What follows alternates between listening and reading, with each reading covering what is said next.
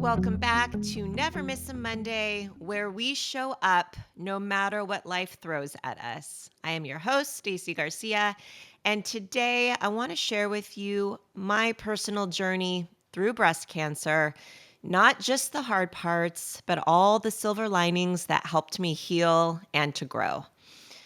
Sometimes it takes a lot of deep reflection in order to see some of the silver linings. And I'll tell you what I mean by that. I was at an amazing women's health summit over the weekend that was absolutely life changing for me.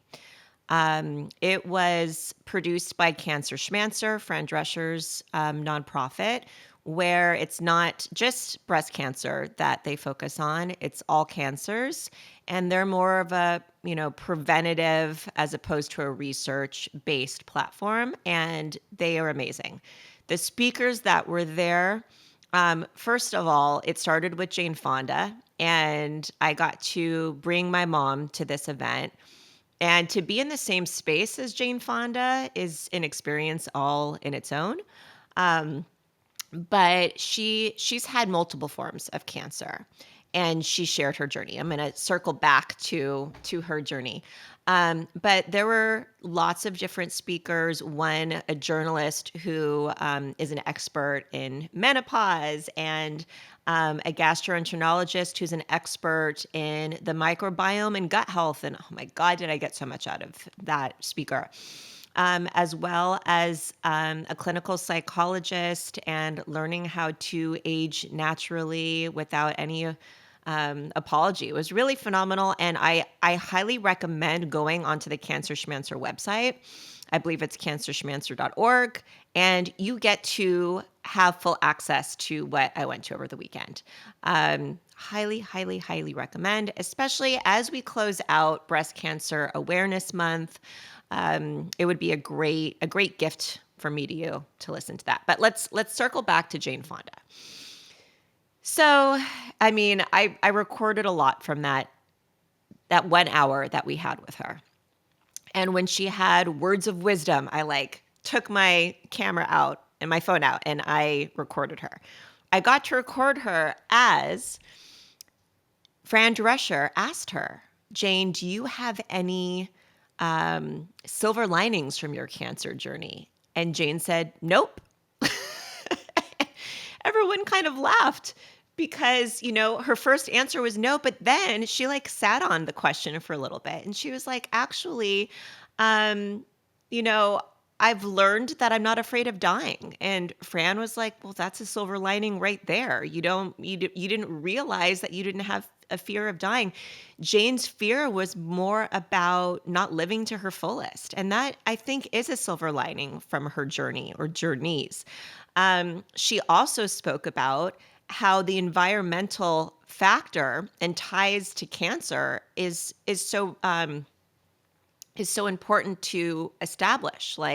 We're learning now that 5 to 10% of cancers are genetic. What about the 90% of other cancers? A lot of it has to do with lifestyle and environmental factors. And she's a huge advocate, as we know. And her advocacy mostly lies in environmental and climate issues. And it's all interrelated. So it took some reflection for her to realize that she indeed had silver linings, even though her first response to it was no. So today, I'm going to share with you my story about facing my illness, my breast cancer diagnosis and journey. It's about strength, it's about gratitude, and most especially, it's about choosing to continue to show up for yourself. So today we're going to focus on lessons, on gratitude, on personal transformation. And just like the lotus flower, which I so proudly wear almost every day around my neck, and I'm wearing this today for all the listeners, the lotus flower rises from muddy waters to bloom beautifully and untouched. So if the lotus flower can do that, so can we. All right, let's get started, friends. I'm going to speak briefly about when everything changed for me. The date I remember was March 28th of 2024. I was asleep in my bed and I had a gnarly nightmare, one that I have not really been able to talk about much because it stirs me up a little bit. It's about my son and it really freaked me out to the point where I sat up and I gasped. And Joe was laying right next to me and he put his arm like on my chest, like, you're okay, you're okay, you're okay. And then he tried to kind of cop a feel. And then he was like, oh my God, what's that? And I was like, what's what? And he's like, you have a lump. And I felt it. And needless to say, I never went back to sleep that night. The following day, morning, immediately, I called for a mammogram. I was able to get in that next day. And the mammogram came back clean. Now, this is something that is really important for me to share with you on my journey because what you need to know is there are so many different kinds of breast cancers and there's so many different ways to catch breast cancer. There is not a perfect tool. Self-exam obviously is really important. And if you go back to previous episodes, especially with Alyssa Calver, you'll learn that when you are under the age of 40, you are not getting mammograms. Another thing to take away from this is that if you have dense breast tissue or ultra dense breast tissue, which was my case, most likely a mammogram is not going to catch. So even though breast cancer awareness, they tell us, go get your boobies checked, get your mammogram, you should still get the mammogram, but you should also be getting an ultrasound. Ultrasound is a lot more sensitive. MRIs are another really great tool. So ultrasound MRIs don't have any radiation. They're very safe to get. And even though mammograms do contain a little bit of radiation, it is pretty minimal. And then self-exams and getting really to know your body. So my mammogram came back clean. I had a friend who unfortunately went through the breast cancer journey a few years before mine, and she very much became someone that I spoke to. I even had her feel my lump before I got my results back. Like, what do you think this is? Like, she became a really great talking board, and she was like, get an ultrasound. And so I advocated for the ultrasound. They found the lump and they also found something in my lymph node that was suspicious. And they also found two, which they quote unquote said benign on my right breast. So after the ultrasound, then they wanted a biopsy.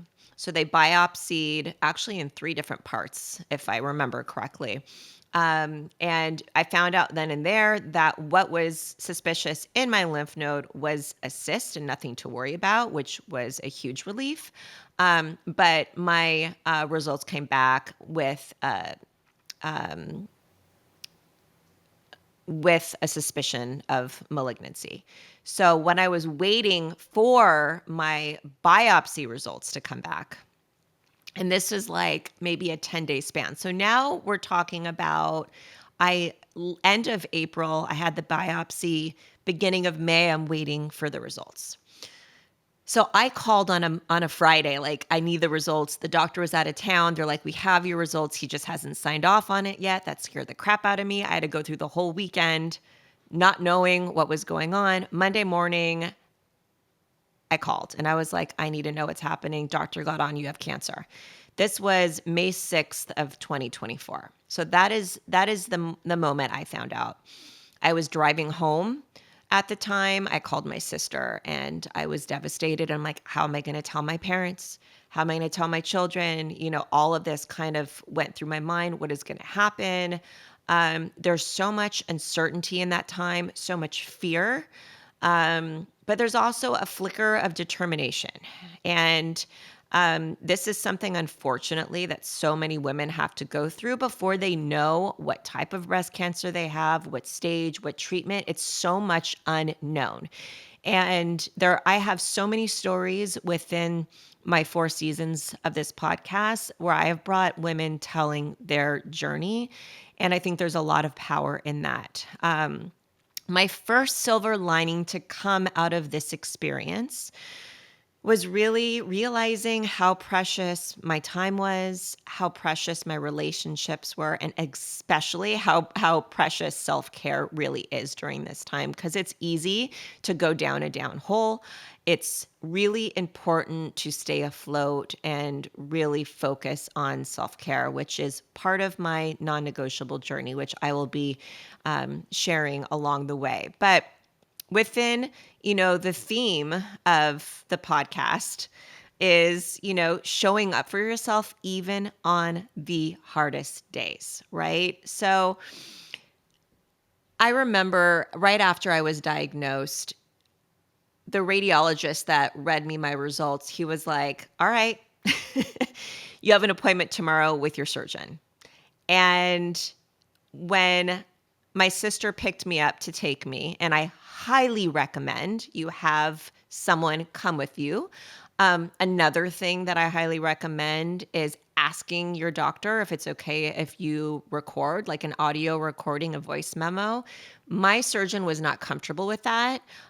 So we brought pen and paper and we made sure that we took notes as possible. But having someone with you that could really be a second pair of ears is so incredibly important. Highly recommend. So with that being said, my sister picked me up. I was a nervous wreck. I got into the car. She had a meditation going for me. I closed my eyes, and when I opened my eyes, the meditation was over. We were at my appointment. I walked through those doors with about as clear of a mind as you can have when you are given your choices within surgery and all of that. So I was able to make the best decision for myself, which was going through a double mastectomy. And he told me that I would have to go on chemo pills, which I didn't know what they were at the time. It was called tamoxifen. They're hormone blockers. And he was kind of like, you'll be fine, 5 years, no big deal type of a thing. Like, that's all I knew. I didn't know my stage. I didn't know if there was going to be chemo or radiation. I knew there was a less likelihood of radiation because I was choosing the mastectomy instead of a lumpectomy. But this is what I chose because I knew that there were a couple on the right. I knew that there was a possibility of going through this again. I knew that the mammogram didn't pick this up because of my ultra-dense breast tissue. It's harder to find. So for my peace of mind, I decided to just remove my breasts. And even though it was a very challenging decision, and I'm not going to say that it's easy even now, and I'll get into more of that later, but it was the best decision for me. And just know you don't have to rush to make this decision. And there are choices out there besides what your physician recommends for you. And I did go into a holistic route, which I will share along the way as well. But really researching, taking a beat, and realizing that you have time to figure things out is incredibly important. I really do believe that. So my surgeon said, Stace, like, you're so lucky that you are so healthy and you've got all these amazing lifestyle practices in place. I'm not going to have to send you to lifestyle coaching. Like, you did nothing wrong. And even though I appreciated that, and I was like, the amount of gratitude I had for being so consistent with my non-negotiables, with my schedules, consistency, all of the above, it still was a really hard thing to hear. Like, no, I feel like I must have had some responsibility because as soon as you go through a cancer journey, you're always concerned about it reoccurring. It's part of you. It becomes part of you. What can you do? And what I've learned is to try to control what you can control, and let go of the stuff you can't control. There's so many environmental factors that are not in our fingertips. Like there's so many forever chemicals everywhere. And I'm very cautious of having any of that in my house. But when you step out of your house, it's possible. So just control whatever you're able to control. So for me, my non-negotiables, and I'm not going to go into any depth with them. I'm just going to let you know what is the most important for me, what I never miss on a Monday, what I never miss throughout the week. Okay. So, first is nutrition. Nutrition is so much more than the food we eat. It is the information we ingest, the people we spend time with. Clean it up as much as possible. When it comes to movement, it's mindful movement. I used to use the term exercise. Now I say mindful movement. It could be so many different things. I love walking. I love like power walking with a friend and catching up. I love Pilates and yoga. I love strength training. And as we age, that is something that is a non-negotiable in our lives. But just getting out and moving every day. Um, I didn't sleep well last night. I did something to my neck. I think while exercising or sleeping, I've just been like a little achy today. So, what I'm doing today is a 30-minute video that I'm going to watch with Melissa Wood Health, Love Her to Bits and Pieces, all on stretching and recovery, which leads me to another one, rest and recovery, making sure that you're getting good quality sleep, learning how much sleep your body needs. Everyone needs something completely different.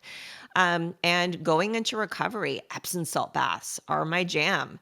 That is something that helps so much with muscle recovery and mental recovery and physical recovery. Nature and nurture, huge. That has been one that I have added during my journey. I hit up a trail minimum of 2 times a week. I am within trees. I am forest bathing. I have talked about my healing trail on this podcast so many times because it's my go-to for exercise, for mindful movement, for mental clarity, for stress reduction. I mean, there are so many there's so much science out there at this point that proves that walking in nature, being in nature, can absolutely reverse cell damage. It is so good for us. So I make that now a non-negotiable in my week. I have the days that I go and I make it happen. And I'm at my happiest when I'm in nature. I ground with trees. Like, I can't say enough about it. If you were to travel to other countries, like let's say Japan, for instance, doctors actually, if someone's depressed, they will write out a little, what do you call it? I'm blanking on the name. Thank you, perimenopause, brain fog. They write out like, go get some nature in your body, like go out and go on that nature walk and forest bathe. It's a huge recommendation. So it can go on and on. I've got meditation, mindfulness practices, stress reduction, growth mindset, always learning, always growing. I always have books that I'm showcasing that have touched me. I have them right now, right over here. You Can Heal Your Life by Louise Hay. I just have them all over the place. I have actually one that I have not put on the bookshelf because I am going to be reading this guy soon. And Jane Fonda just talked about it, and I had purchased it.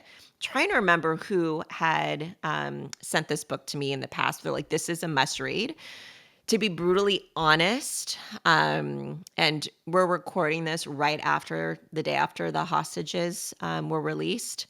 I am not quite ready to read this. It's Man's Search for Meaning, and it's about Holocaust survivor because I need a moment to heal from what has transpired over the last 2 years since October 7th. So that is going to be next, and I will let you know. I'm sure I will highly recommend that one as well. But there's so much that I have incorporated for so long and that I now incorporate, and that's just a huge silver lining in my life.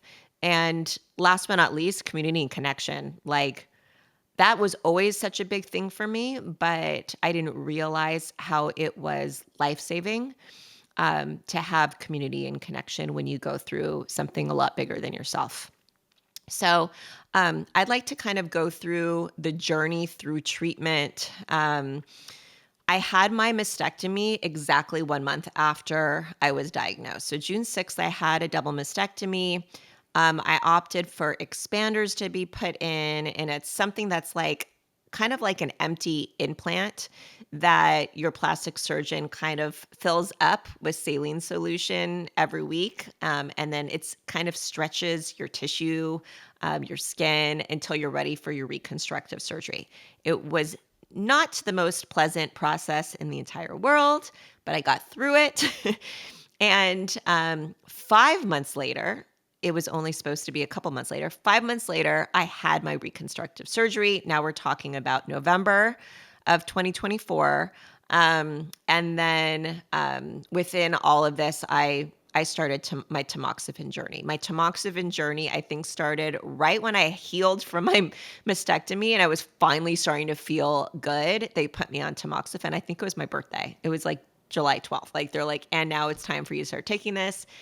Took a couple weeks to kick in, kicked my ass so much harder than I ever could have imagined. I lost so much joy in my life. I had extreme fatigue and lots of other symptoms. And I did a lot of research and I ended up hooking up with the naturopath and finding a natural way to do what tamoxifen was doing. To help with not having any reoccurrence. And I'm still doing that to this day. And it was the best decision for me. Again, everyone is different. Every journey is different. Every body is different. But really getting to know yourself is so incredibly important. So I had to deal with a lot of vulnerability at the beginning days, allowing other people to help me. My sister bathed me a lot. Joe fed me my smoothies in the morning. I couldn't use my arms for like a couple weeks. And I didn't start really walking besides walking around to the bathroom, to the kitchen for 3 weeks. Everyone is different, but it was a big wake up call. Like, I need help right now. And thank God for everyone in my community that stepped up. It was huge. Now, body image is something I actually don't talk too much about. When you lose a body part, it is so normal, natural to look at yourself a little bit differently. I'm still going through that, even though I look at my scars and I'm just so thankful of the route that I went and I wouldn't take it back for anything. It still doesn't feel like me. And that's something that is a journey that I'm working towards every single day, is more self-acceptance. They don't feel the same. It's just not the same. And it's the new part of me that I really am working on and I need to get used to. And I just wanted to share that, and something that I don't talk about or anyone really talks about all that much, but it is there and it is okay. And it is something that is a work in progress. But let's talk about the light. There's so much light in all of this. So I thought I still had my drains in. I thought that I had a infection. I had certain symptoms that they're like, if you have these, call right away. They told me to go to the ER. I remember my cousin, she gave me a crystal to hold, and I was just so nervous. And she was like, go to your happy place, go to your happy place. And I would like close my eyes. I'm like, what's my happy place? And normally it would be Disneyland or Kauai or something like that. But in that moment, my happy place was surrounded by my village of people who were there for me during all this, who fed me, literally sent me food, who were there when I needed, someone to hold my hand, checking in on me. Like, all the people that did amazingness helped my children. Like, that was huge for me, how many people stood up and took my children, because my surgery was the day before they got out of school for the summer, and they had a 10-day span where they didn't have any plans. They weren't going to start summer camp until days later. And I booked an amazing group of girlfriends that picked up my kids every day, took them somewhere, and brought them home in the evening. And they were so happy and cared for. And I could really focus on my healing journey. And I didn't have to worry about them as much. And that was huge. So that was a huge silver lining. And that for sure is a big part of the light that came out of this. Absolutely. Another is my Reiki journey. And that started 2 weeks after my mastectomy. My sister purchased and gifted me 2 Reiki sessions with her Reiki master, Nicola Salter. She was on the show, and we are going to be re-releasing her incredible episode this Thursday as a throwback that really ties into the silver linings of my journey. That was Nicola for me. I mean, she was there for me in such an amazing spiritual way that I never knew how badly I needed. Helped me so much to the extent where I realized I need to give back. Like at this point, I was starting to talk to other women going through their breast cancer diagnosis, and that helped me find purpose in my situation. I was able to help other women, and throwing the Reiki mastership on top of that, the certification, that even helped me give back even more. And so I can't wait for you to listen on Thursday. My interview with my Reiki master, how integral she was to my healing journey, how amazing she is, and what a beautiful gift Reiki is as well. So, another silver lining was really discovering my resilience in all of this, discovering inner strength I did not know I even had, advocating for myself, becoming the CEO of my own health. I had to advocate for my reconstructive surgery because the scheduling department said they were so booked, they were going to push me back to the following year. And I was like, no, I can't sleep with these expanders. These are not supposed to be in indefinitely. I was miserable. And I had to call all the time and fight in a very beautiful, peaceful way, but to get a surgery date at a respectable time. So these were all things about myself, silver linings that I didn't really know that I had, that I realized during that I actually did. And it was something not to ignore. Discovering inner strength that you don't know that you have is so empowering. And I also got to really step in, to holistic routes and researching and realizing when a doctor gives you 3 different options, there's a fourth and a fifth. You just have to do your own research and talk to other people that are going through something similar. And this is something where I'm going to say, if you are listening and you are going through a diagnosis, please reach out to me, DM me, email me. I want to be here for you because having people to talk to was so important for me. And it's a way that I really love giving back as well. So please, please, please reach out to me or anyone else going through something. Another silver lining was really learning how to slow down. Granted, I was on my couch for like 3 weeks, but really slowing down and listening to your body. And for me, it was reconnecting to my intuition, my inner voice. I am still on the journey of really reconnecting to my inner voice. And I have at the beginning of this season, I talk about it and give you action steps of how to reconnect to your intuition. And that just becomes a tool to become into a space where you're living your most authentic life, which in my opinion is that secret to happiness, to feeling joy, to feeling fulfilled, is connecting to your most authentic self. And a lot of that comes with intuition. I'll give you a quick example. Since I was a little girl, I struggled with eating meat. I came from a family that ate poultry and meat from time to time. It was part of the diet, like most of us, and it never felt right for me. And it wasn't until, I went through both of my pregnancies as a burgertarian. I ate one In-N-Out burger a week, but besides that, didn't have any other meat in my diet. When Hayden was a newborn, I read a book a friend gave to me by Alicia Silverstone. And I realized, I'm like, God, I'm eating and feeling guilty at the same time. You should not be feeling guilty while you're eating. Eating should be a pleasurable experience. And every time I ate a burger, I felt really guilty because I love animals. I love nature. I love all living beings. And it is in part of my purpose to be kind as much as possible to every living being out there. So at that moment, I gave up and I became full vegetarian. And I rarely have dairy. It's like on a blue moon, but it's not a part of my lifestyle whatsoever. And that just for me, that helped with my alignment. And, you know, gratitude. I'm so filled with gratitude when I eat, especially when I get to grow my food outside in my garden and eat farm to table. There's so much gratitude and joy and love that comes within my meals.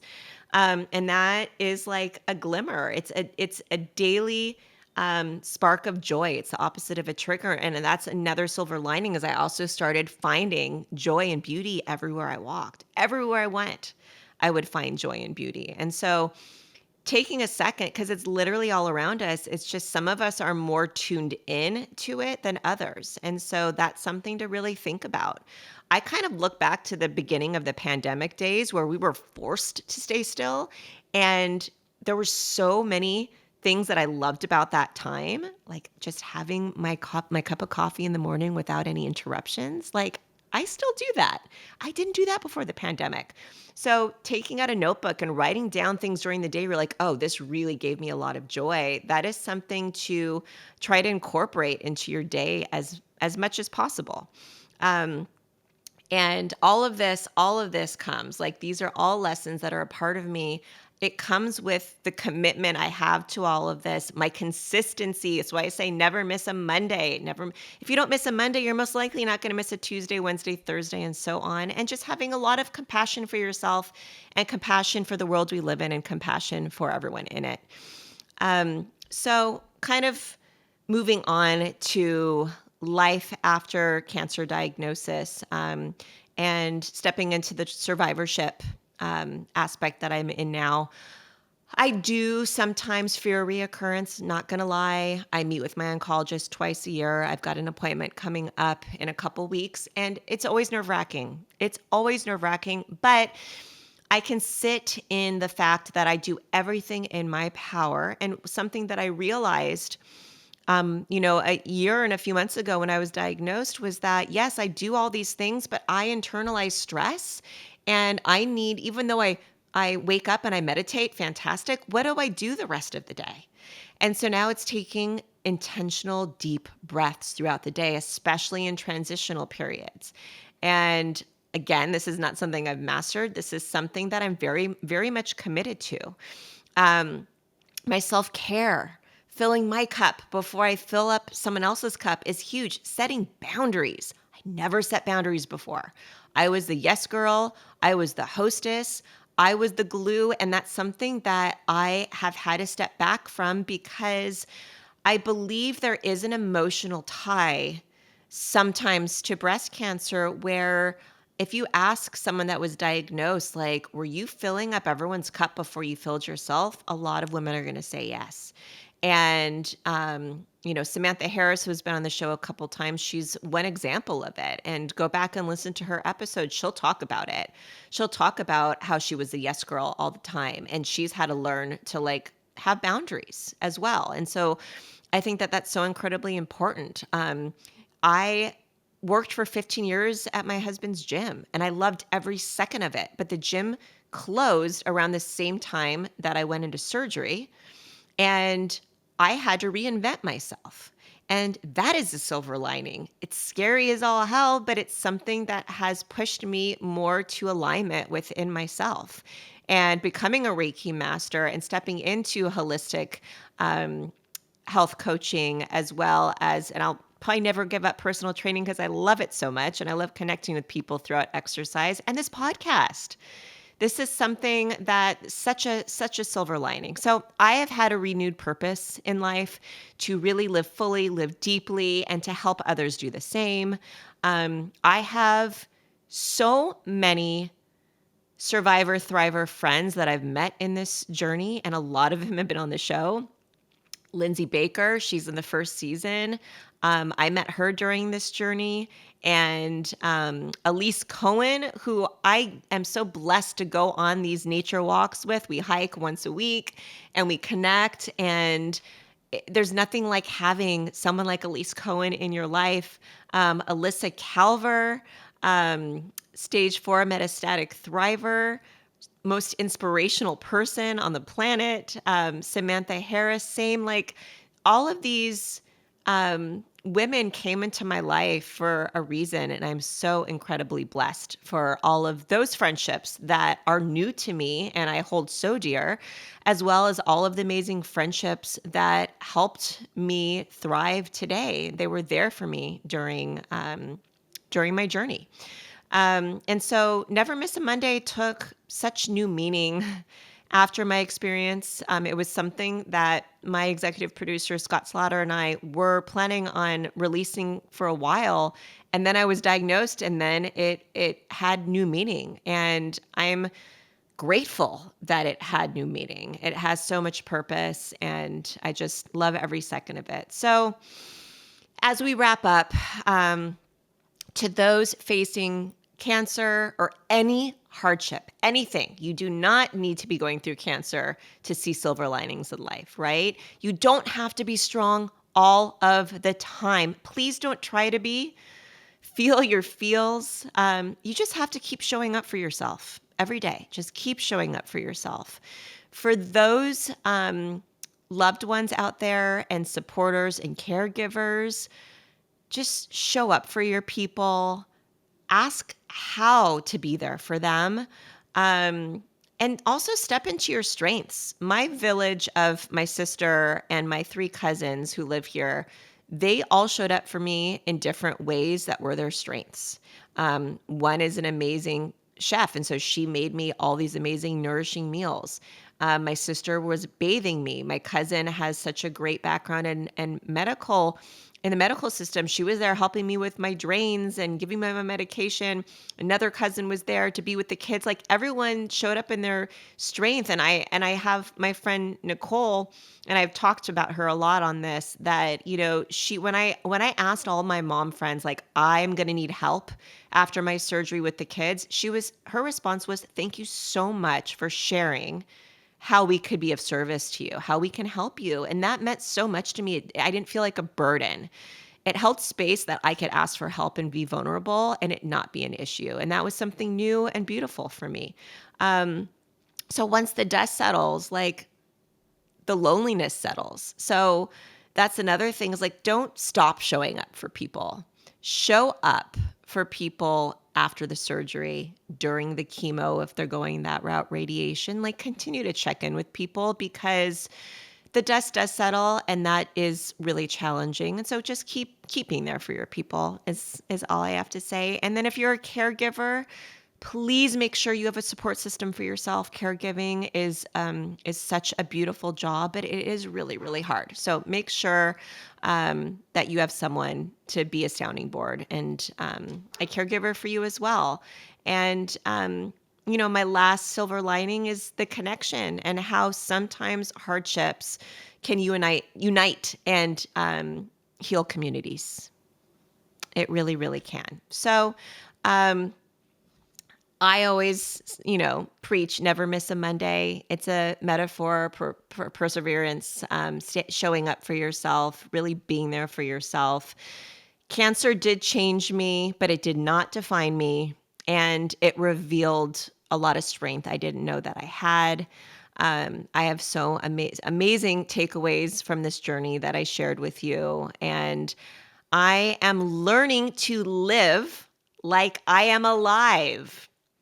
Alyssa talked about that recently. Like, she has stage 4 metastatic cancer, and she is living like she is alive. And you don't have to have stage 4 metastatic cancer to live like that. But you also have to find the balance and not overdo it, right? And find your boundaries and all first. And taking care of yourself first.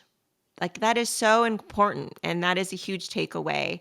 And as Alyssa Calver says, we've got this. together, we have got this. Not you have got this. We as a community have got this. So I challenge each and every one of you to listen to your inner voice, find your silver linings in adversity. It may take a while to dig deep and find these out, find those silver linings. I highly encourage you.